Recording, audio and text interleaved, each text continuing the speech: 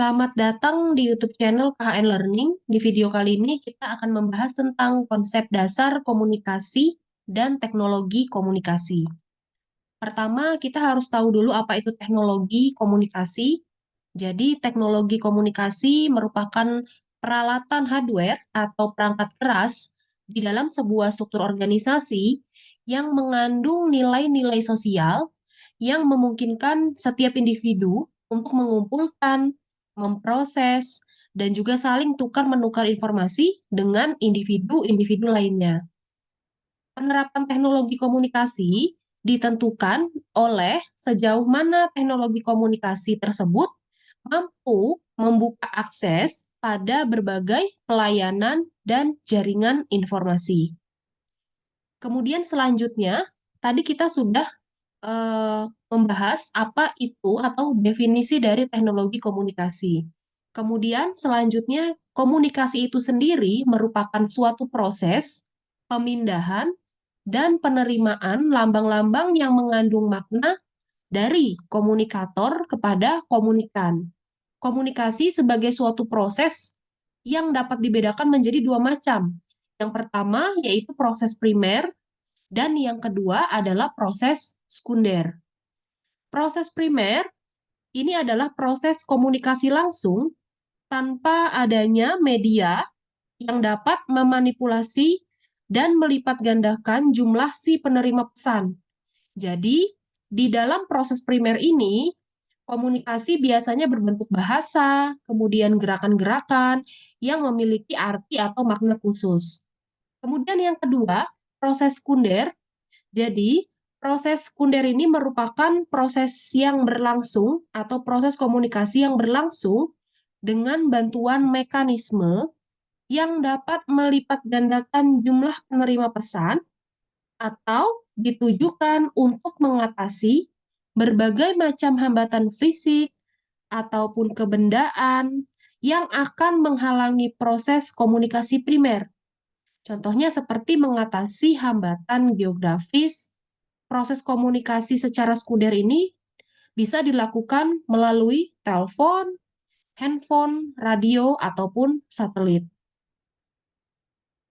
Selanjutnya, ini ada proses penerapan teknologi komunikasi yang terdiri dari dua tahap.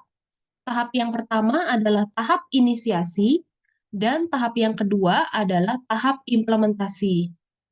Tahap inisiasi terdiri dari dua tingkatan. Tingkatan yang pertama adalah tingkatan agenda setting, dan tingkatan yang kedua adalah tingkatan matching.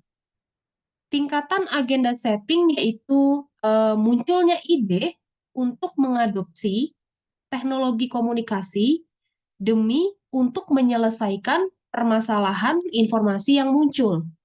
Kemudian, yang kedua, tingkatan matching yaitu kecocokan teknologi komunikasi yang diperlukan dan kemampuan untuk mengadopsinya. Jadi ini adalah dua tingkatan di dalam tahap inisiasi. Kemudian selanjutnya di tahap implementasi, di sini ada tiga tingkatan. Tingkatan yang pertama adalah tingkatan redefining, kemudian tingkatan yang kedua adalah tingkatan clarifying, dan tingkatan yang ketiga adalah tingkatan routinizing. Tingkatan redefining yaitu mengatur, menyusun, dan juga memodifikasi struktur organisasi atau mental serta kebiasaan bagi individu untuk keperluan teknologi komunikasi yang diinginkan. Kemudian tingkatan yang kedua adalah tingkatan clarifying, yaitu meyakinkan pada semua anggota di dalam suatu lembaga atau diri sendiri, ya, bagi individu tentang sejarah teknologi komunikasi, sehingga tidak lagi menjadi sesuatu yang dianggap asing. Kemudian, tahapan yang ketiga adalah tingkatan routinizing, yaitu teknologi komunikasi sudah dapat diketahui secara jelas dan menjadi bagian dari infrastruktur di sebuah organisasi, bagi lembaganya, atau sebagai pelengkap bagi kehidupan individu. Selanjutnya adalah perspektif tentang penerapan teknologi komunikasi. Dalam suatu organisasi atau lembaga, pengguna teknologi komunikasi itu memandang penerapan teknologi komunikasi sebagai yang pertama, sebagai manajemen sistem, yaitu merupakan upaya atau usaha untuk mengoptimalkan hasil dari suatu sistem organisasi. Kemudian yang kedua, proses birokrasi. Ya, proses birokrasi merupakan usaha untuk mengubah kebijakan suatu lembaga berdasarkan persepsi atau opini di manajemen atas. Dan perubahan itu juga ditentukan oleh pembuat atau pengambil keputusan.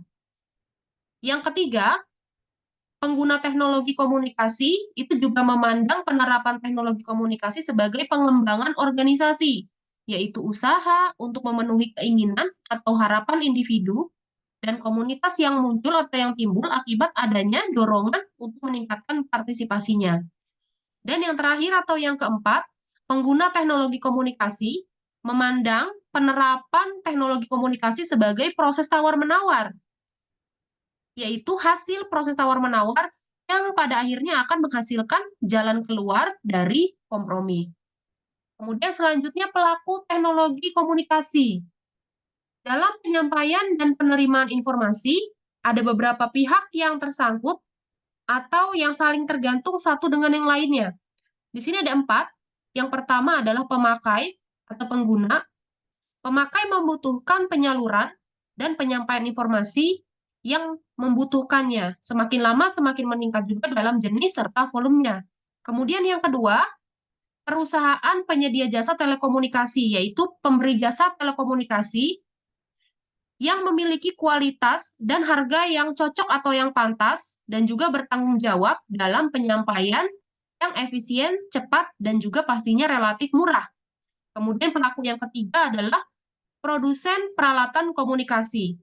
Perusahaan yang menghasilkan peralatan komunikasi dengan kualitas yang baik, serta dapat juga memenuhi kebutuhan yang semakin meningkat dan juga pastinya bervariasi.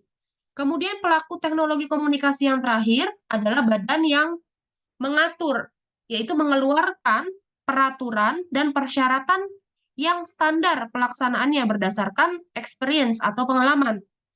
Kemudian tingkat teknologi yang ada, perkiraan perkembangan teknologi yang dicapai oleh industri, sehingga kebutuhan dapat terpenuhi dengan biaya atau ongkos yang murah. Kemudian selanjutnya kita akan membahas apa itu informasi. Ya, jadi informasi adalah sejumlah data yang telah diolah melalui proses pengolahan data dalam rangka untuk menguji tingkat kebenaran dari data tersebut dan ketercapaiannya sesuai dengan kebutuhan. Ada 3 hal penting juga yang harus diperhatikan dari informasi.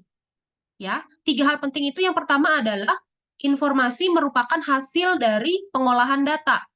Kemudian informasi juga dapat memberikan makna, dan informasi pastinya berguna dan juga harus bermanfaat. Sebelum kita membahas jenis-jenis informasi, jadi ada beberapa poin yang harus kita ketahui bahwa ciri-ciri informasi yang berkualitas itu ada 4. Yang pertama itu akurat, artinya informasi tersebut mencerminkan keadaan yang sebenar-benarnya. Kemudian yang kedua tepat waktu. Ya, yang ketiga relevan. Relevan itu adalah informasi yang diberikan harus sesuai dengan yang kita butuhkan apa. Kemudian yang terakhir adalah lengkap. Artinya informasi yang harus diberikan itu harus secara lengkap, utuh, tidak setengah-setengah. Nah, itu adalah ciri-ciri informasi yang berkualitas. Ada 4. Akurat, tepat waktu, relevan, dan juga lengkap. Oke, selanjutnya kita akan membahas tentang jenis-jenis informasi. Jadi di sini ada 6 jenis-jenis informasi. Yang pertama adalah absolute information, yaitu jenis informasi yang disajikan dengan suatu jaminan dan tidak membutuhkan penjelasan lebih lanjut. Kemudian yang kedua, substitutional information, yaitu jenis informasi yang merujuk kepada kasus di mana konsep informasi itu digunakan untuk sejumlah informasi.